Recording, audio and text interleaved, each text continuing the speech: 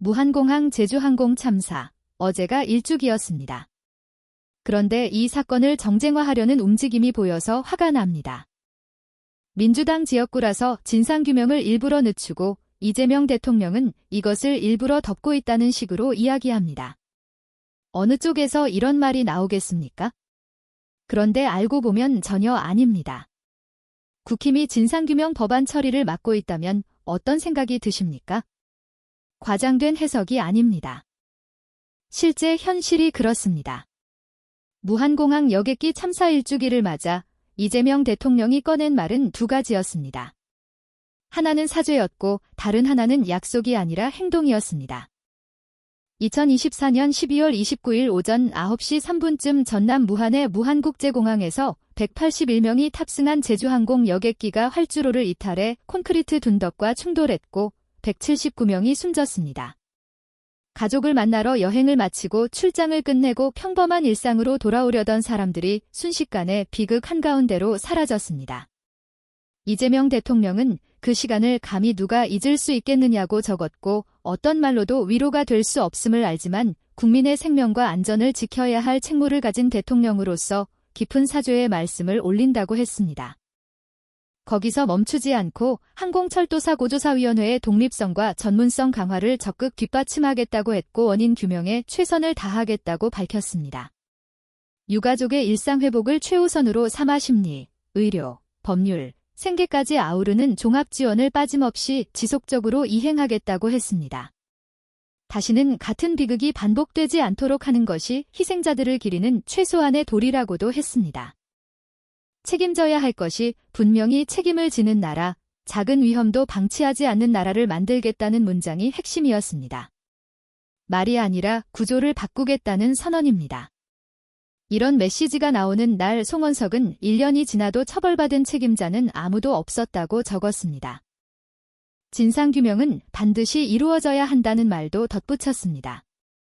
공항 근처 철새 도래지, 운항 전 조류 충돌 예방 조치가 취해졌는지, 엔진 등 기체 결함 가능성, 사고를 키운 로컬라이저 둔덕, 무항공항 건설 과정의 총체적 부실까지 원인을 낱낱이 규명해야 한다고 요구했습니다. 국힘당 제안에 따라 참사 진상규명을 위한 국정조사가 국회에서 진행 중이라고도 했습니다. 정부를 향해서는 외압일 반출 같은 문제보다 전국공항안전점검에 만절을 기하라고 주문했습니다. 문장만 떼어놓고 보면 당연한 이야기입니다.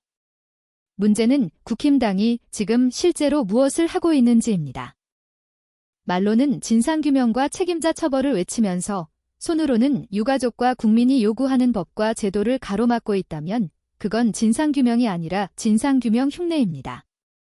애도의 말을 정치의 포장지로 쓰는 행위는 더 잔인한 2차 가해입니다. 지금 국회에서 벌어지는 일은 그 포장지의 실체를 보여줍니다. 국힘당은 더불어민주당의 사법개혁 입법안 등을 8대 악법으로 규정하며 이들 법안 통과를 막기 위해 이와 무관한 민생법안까지 모두 무제한 토론 대상으로 삼는 전략을 펴고 있습니다. 이게 단순한 공방이 아닌 이유는 무제한 토론이 법안 처리의 시간을 통째로 잡아먹기 때문입니다. 한정혜 더불어민주당 정책위 의장은 국힘당이 볼모로 잡은 법안 대부분이 여야 공방과 무관한 민생법안이고 상당수가 상임위에서 합의 처리된 법안이라고 했습니다. 금융사기 피해 방지와 피해금 환급 특별법, 전자상거래 소비자 보호법, 재난 및 안전관리 기본법, 소방병원법, 국가재정법 같은 법안들을 열거하며 이게 도대체 왜 무제한 토론 대상이냐고 따졌습니다. 그냥 시급히 처리해야 하는 법안이고 어거지로 지체시킬 이유가 없다는 지적이었습니다. 더불어민주당이 민생인지 1급, 무도한 필리버스터 폭주라고 부른 이유가 여기 있습니다. 말이 거칠어 보일 수 있지만 수단이 거친 쪽이 먼저입니다. 상임위 합의로 이미 방향이 정리된 법안까지 붙잡아 놓고 정치적 협상 카드처럼 흔드는 건 협상이 아니라 협박입니다. 신장식 조국혁신당 최고위원이 언급한 숫자는 더 노골적입니다. 민생법안 등 합의 처리된 법안 190여 개 중 52개를 무제한 토론 신청해 놨다는 겁니다. 52박 53일이 지나야 무항공항 참사 유족들이 원하는 법안이 처리된다는 말이 나옵니다. 숫자는 감정을 타지 않습니다. 그 숫자가 가리키는 건 하나입니다. 국힘당이 말로는 유가족 편을 자처하면서도 제도적 해결의 시간표를 통째로 늦추고 있다는 사실입니다. 그런데도 국힘당은 또 다른 프레임을 깔려 합니다. 마치 무한히 더불어민주당 지역구라서 일부러 숨기려 든다. 이재명 대통령이 말로만 진상규명한다고 하고 민주당 지역구라 덮고 있다는 식입니다. 이 프레임이 왜 악질적이냐면 유가족의 절박함을 이용해 정치적 원망의 방향을 돌리기 때문입니다. 그리고 그 방향을 돌리는 손이 정작 유가족을 위한 법안들을 막아놓고 있다는 점에서 더 비열합니다. 책임을 따지자는 말과 책임을 회피하는 행동이 한 몸에서 동시에 나오면 그건 원칙이 아니라 기만입니다. 전례 없는 수준의 무제한 토론 신청은 우연이 아닙니다. 이 정도로 무식하게 모든 것을 한꺼번에 묶어 지연시키는 방식은 누가 봐도 정쟁화 수법입니다. 민생을 핑계로 민생을 인질로 잡는 방식입니다. 참사를 핑계로 참사를 연료로 쓰는 방식입니다. 국힘당이 해야 할 일은 처벌받은 책임자는 없었다는 문장을 올리는 것이 아니라 책임을 묻기 위한 법과 예산과 조사체계를 통과시키는 겁니다. 국정조사가 진행 중이라고 말하는 것만으로는 부족합니다. 국정조사는 원인을 밝히는 하나의 도구일 뿐이고 도구를 쥐었다고 해서 손이 깨끗해지는 게 아닙니다. 도구를 어디에 쓰느냐가 핵심입니다. 그런데 국힘당은 국정조사를 말하면서 동시에 국회에서 처리돼야 할 민생과 안전 관련 법안들을 무제한 토론의 늪에 밀어넣고 있습니다. 이런 이중 행태가 반복되면 국힘당의 진상규명은 결론이 정해진 구호로 들립니다. 진상을 규명하자는 것이 아니라 진상을 가지고 정치를 하겠다는 뜻으로 읽힙니다. 여기서 더 불쾌한 대목은 책임 전가입니다. 무한공항 참사는 이재명 정부에서 일어난 일이 아닙니다. 그럼에도 이재명 대통령은 사과했습니다. 국민의 생명과 안전을 지켜야 할 책무를 가진 대통령으로서 사죄를 올렸다고 했습니다. 이건 책임을 떠안겠다는 정치적 예산이 아니라 국가가 국민 앞에 져야 할 최소한의 태도입니다. 국가는 정권이 바뀌었다고 책임이 리셋되는 존재가 아닙니다. 그렇기 때문에 새 정부의 대통령이든 누구든 국민 앞에 서서 다시는 반복되지 않게 하겠다고 말해야 합니다. 그런데 국힘당은 그 장면을 역으로 이용하려 합니다. 사과했으니 당신 책임이라는 억지로 몰아가려는 기류가 보입니다. 더 나아가 민주당 지역이라 덮는다는 식으로 말의 표적을 비틀려 합니다. 애도는 책임 떠넘기기의 발판이 아니고 유가족의 고통은 프레임을 씌우는 재료가 아닙니다.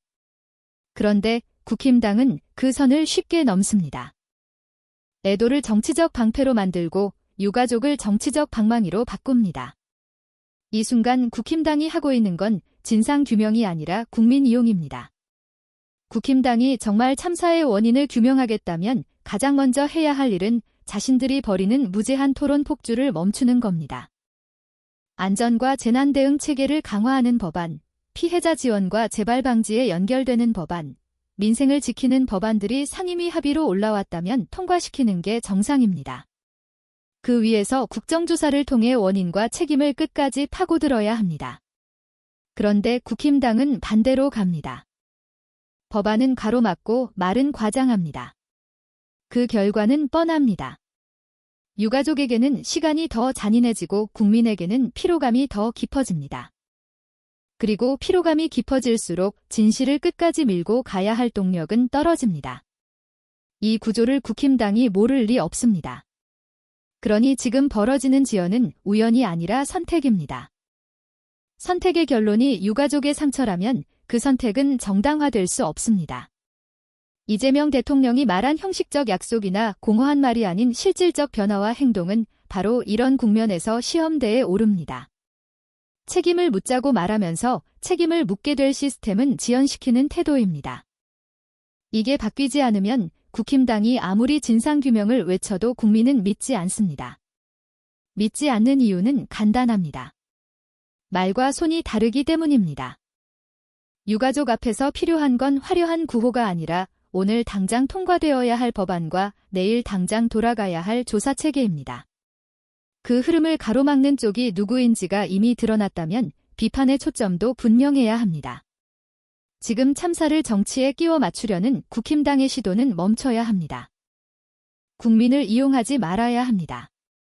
유가족의 상처를 프레임의 재료로 쓰지 말아야 합니다. 진상규명을 원한다면 지금 당장 길을 열어야 합니다. 말이 아니라 표결로, 주장으로가 아니라 책임으로, 정쟁으로가 아니라 재발 방지로 증명해야 합니다. 그렇지 않다면 국힘당은 참사를 추모하는 정당이 아니라 참사를 소비하는 집단으로 기억될 뿐입니다. 영상 마치겠습니다. 여러분의 구독과 좋아요는 영상 제작에 큰 힘이 됩니다. 정치박사가 여러분과 끝까지 함께 하겠습니다. 감사합니다.